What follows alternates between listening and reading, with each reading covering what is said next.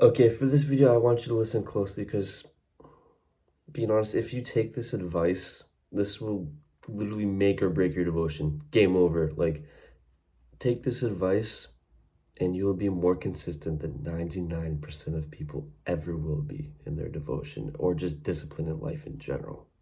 But first, let me tell you my story. My name is Evan Cole, and I'm in love with Jesus, and I'm here to share a little bit about the gospel to help you in your goals and your self-improvement.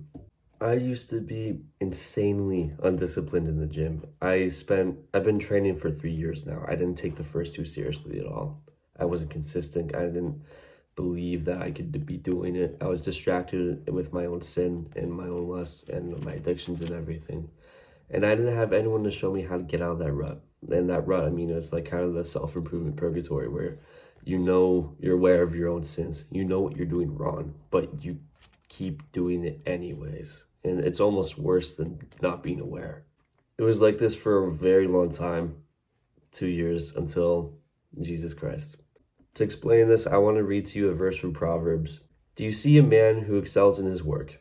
He will stand before kings. He will not stand before unknown men.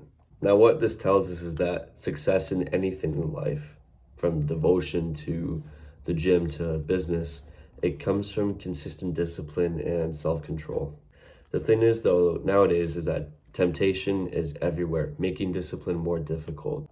You have to understand that the modern world has done this thing where what feels good now is not good for you. A thousand years ago, our ancestors, what felt good was what was beneficial for survival. And our brains haven't evolved that much, so our brains are still used to how it was back then. But now, everything that feels good and feels pleasurable now is bad for you. Example, video games, junk food, pornography, things like that. Bad for you, but it feels pleasurable. Sin feels pleasurable now, but it's only temporary. If you're anything like me, you are used to giving into temptation. You have been giving into temptation your entire life. You've been sinning for your entire life, which is a very nice segue into the mindset of this, which is progressively deloading sin and progressively overloading righteousness. Now, I'm using a gym analogy, but I'm going to explain this to you. So progressively deloading sin, it just means to do less sinning through time. What I didn't say is the absolute removal of all sin in our lives. We don't want to focus on that, but rather the gradual removal and the baby steps that it takes to a little bit less and less and less and less over time, like the gym, for example. Now, how do we do this?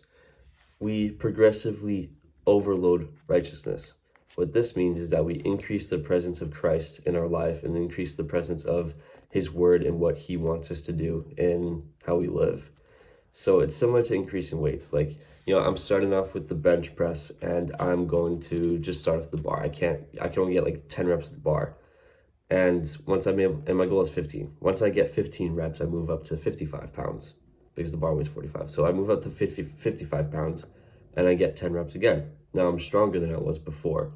So that's called progressively overloading. That's in the gym. That's a progressively increase in the intensity that's placed on your muscles through not the weight, reps, or volume in general. Now, these last few tips I'm going to give you are crucial to understanding this entire concept of discipline, devotion, everything. If you do not take this advice, you will not make any progress straight up. So let me explain this to you. I want you to start with the task that you think is too easy for you. And the reason why is because your ego and your brain are very, very good at deceiving you.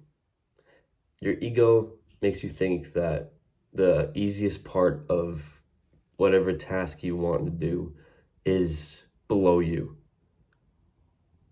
But it's not.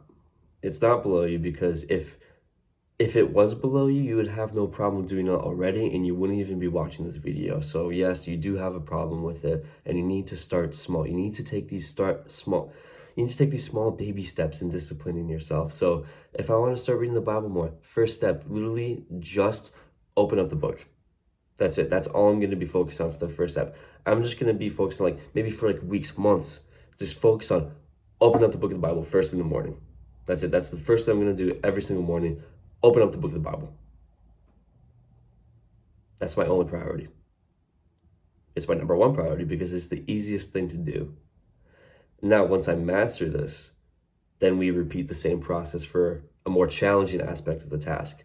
instead of opening up the Bible every day, we open up the Bible first, and then we check the verse of the day on our phone, and we read it.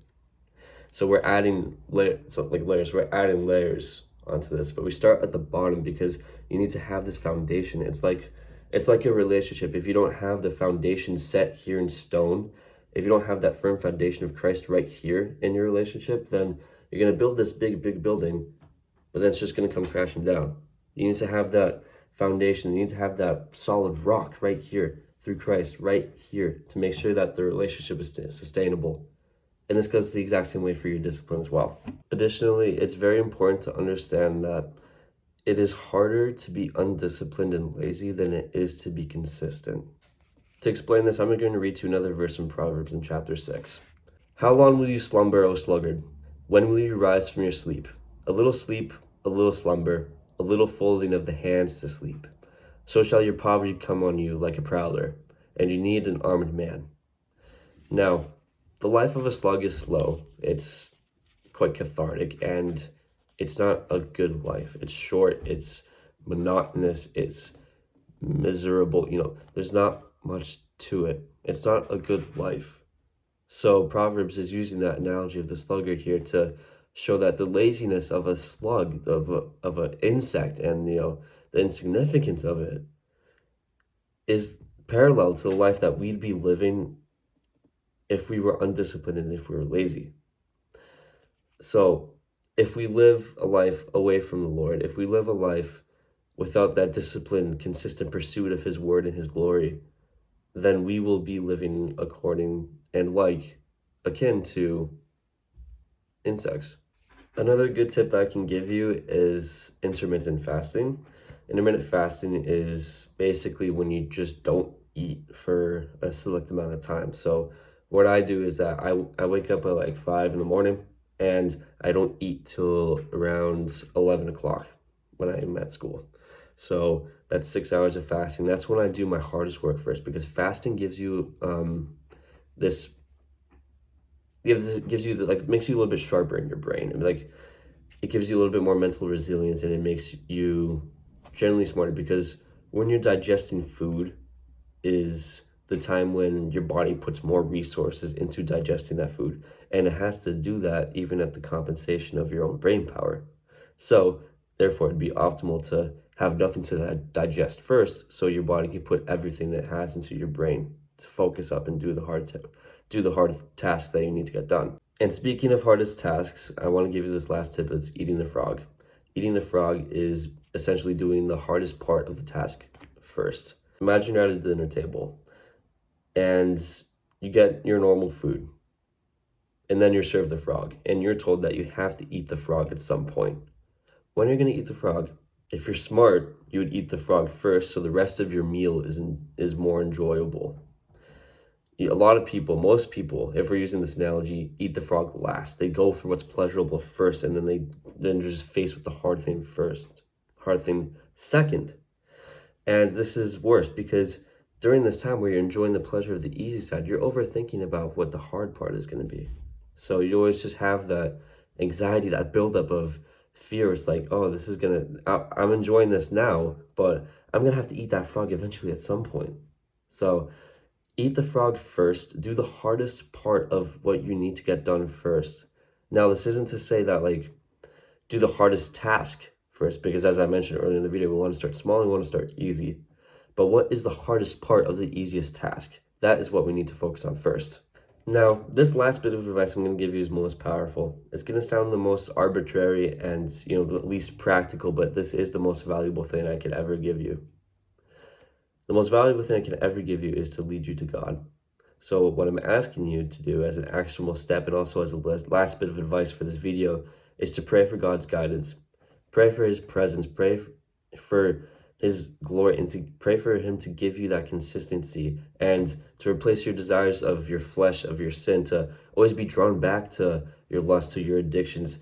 Ask him to draw you away from those and draw you closer to a burning desire, of this burning flame inside of you that wants to get to know him more. That's what I want you to pray for.